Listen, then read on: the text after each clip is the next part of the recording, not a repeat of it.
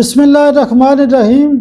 Saim homeopathic infertility clinic से आपकी खिदमत में हाजिर हूँ। आज का जो टॉपिक है वो बांझपन के वाले से है और आज का जो टॉपिक है वो मर्दाना बांझपन के वाले से और ख़ास किस्म का टॉपिक है कि जो स्पर्म काउंट होता है उसको कैसे बढ़ाया जाए और इसकी क्या वजूहात होती हैं, क्या मसाइल होते हैं। आज का टॉपिक है इंक्रीज स्पर्म काउंट। सबसे पहले हम देखते हैं कि स्पर्म काउंट होता क्या है। जब भी कोई मर्द होता है, उसकी शादी होती है और उसके बच्चे नहीं होते, तो इसका मतलब है कि हम एक रिपोर्ट कराते हैं सीमेन की। उसमें देखा जाता है कि उसका जो स्पर्म काउंट होता है वही नॉर्मल से कम होता है। इसकी जो नॉर्मल लिमिट होती है वो 15 मिलियन होती है। कम से कम जो स्पर्म काउंट है वो 15 मिलियन से ज़्यादा होना चाहिए। ये एक इंटरनेशनल क्राइटेरिया है। बाज़ जो लोकल लैब्स होती हैं वो इसको कहते हैं कि 30 मिलियन से ज़्यादा हो। बाज़ लैब लिखती हैं कि इसकी जो कम से कम तादाद है वो 60 मिलियन से ज़्यादा हो। लेकिन हम ज़्यादातर क्या करते हैं कि मैं अपने क्लिनिक के ऊपर जब किसी भी बंदे का स्पर्म काउंट 100 के लगभग हो तो हम उसको कहते हैं कि ये एक बेहतरीन काउंट है। जो स्पर्म काउंट अगर कम होगा तो एग पेनिट्रेट ही नहीं होगा, हमल ही नहीं होगा, वो रिपोर्ट ज़ाहिर ख़राब होगी।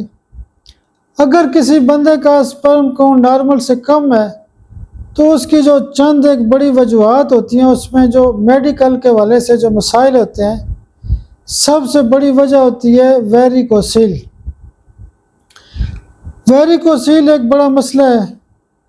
उसके अलावा हार्मोन्स के मसाइल होते हैं, FSH LH के मसाइल होते हैं, टेस्टोस्टेरोन के मसाइल होते हैं, टेस्टिस के अपने मसाइल होते हैं, हाइड्रोसील हो सकती है, कोई सिस्ट हो सकती है, कोई ट्यूमर हो सकता है, एपिडिडमाइटिस हो सकता है, कोई और मसला हो सकता है, कैंसर हो सकता है, ट्यूब की ब्लॉकेज हो सकती है, कोई सप्रेशन हो सकती है, टीबी के असरात हो सकते हैं टेस्टिस के ऊपर, टेस्टिस का स्मॉल साइज हो सकता है, अनडिसेंडेड टेस्टिस हो सकती हैं। यानी टेस्टिस के जितने भी मसाइल हैं अगर चल रहे हैं तो इसका मतलब है कि आपका जो स्पर्म काउंट है वो नॉर्मल से कम होगा। ये बेसिकली मेडिकल काजेज होती हैं।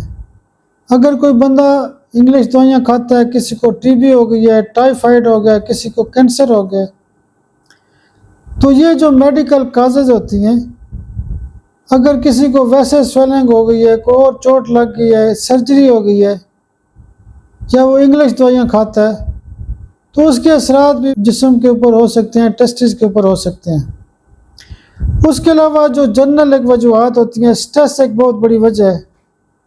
स्ट्रेस के अलावा एनवायरमेंटल फैक्टर, आप काम क्या करते हैं, किसी फैक्ट्री में काम कर रहे हैं, तंदूर पे काम कर रहे हैं, आप ड्राइवर हैं, आप मजदूर हैं, आप गर्मी में काम कर रहे हैं, सर्दी में काम कर रहे हैं, ज़ाहिर बॉडी का टेम्परेचर तब्दील होगा तो स्पर्म काउंट कम हो जाएगा। अगर चोट लग गई है उससे भी हो सकता है, आपको किसी चीज़ ने काट लिया है उससे हो सकता है। उसके अलावा ये होता है आपको हर्निया का मसला था, सर्जरी वगैरह हो गई है, उससे हो सकता है। आपका मैदा ख़राब है, H पाइलोरी है, उससे हो सकता है। एनवायरनमेंट के बड़े मसाइल होते हैं। तंदूर वाला बंदा कभी सर्दी में जा रहा है, कभी गर्मी में जा रहा है, ड्राइवर होता है, कभी हीट हो रही है, कभी ठंड हो रही है, AC में लोग जाते हैं, दफ्तरों में काम करते हैं। कई लोग ऐसे होते हैं कि जो पेंट बहुत ज़्यादा पहनते हैं, जीन्स की पेंटें पहनते हैं, आजकल के यंगस्टर होते हैं। वो क्या होता है कि अगर बॉडी को टेम्परेचर टेस्टिस को नीचे होना चाहिए तो वो तो जीन्स की वजह से ऊपर ही लटके हुए हैं, फंसे हुए हैं। तो उससे भी क्या होगा कि जो स्पर्म काउंट का मसला वो खड़ा हो जाएगा। हमने किसी न किसी पॉजिटिव फैक्टर को देख के इलाज करना है। कोई बंदा नशा करता है, कोई बंदा सिगरेट पीता है, निस्वार खाता है, गुटखा खाता है, चरस पीता है, और बहुत सारे मसाइल हैं। तो हर पॉजिटिव फैक्टर को बेस करके इलाज किया जा सकता है। जब भी हमारे पास मरीज़ आते हैं तो जो बड़ी बड़ी दवाइयाँ इसमें स्पर्म काउंट को इंक्रीज़ करने की दी जाती हैं, उसमें एक डोज एक्सरे की दी जाती है, उसके अलावा सिफलिनियम सीएम की एक डोज दी जाती है, उसके अलावा ट्यूबर सीएम की एक डोज दी जाती है। आरामेट का बहुत ज़्यादा इस्तेमाल किया जाता है, मेडोलिनम का बहुत ज़्यादा इस्तेमाल किया जाता है, थूजा का बहुत ज़्यादा इस्तेमाल किया जाता है, टोकोफोरिलम का बहुत ज़्यादा इस्तेमाल किया जाता है। अगर किसी को विटामिन ई का मसला है तो हम टोकोफोरिलम देंगे। उसके अलावा अगर किसी को ग्लैंड्स का मसला है तो कोनियम देंगे, अगर ग्लैंड्स का मसला है तो आयोडम देंगे, अगर ग्लैंड का मसला है तो पिट्यूटरी देंगे।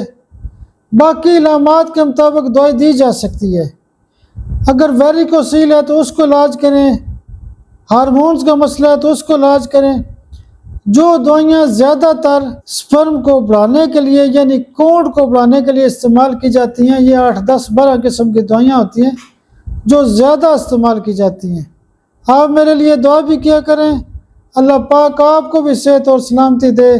बहुत शुक्रिया, बहुत शुक्रिया, बहुत शुक्रिया।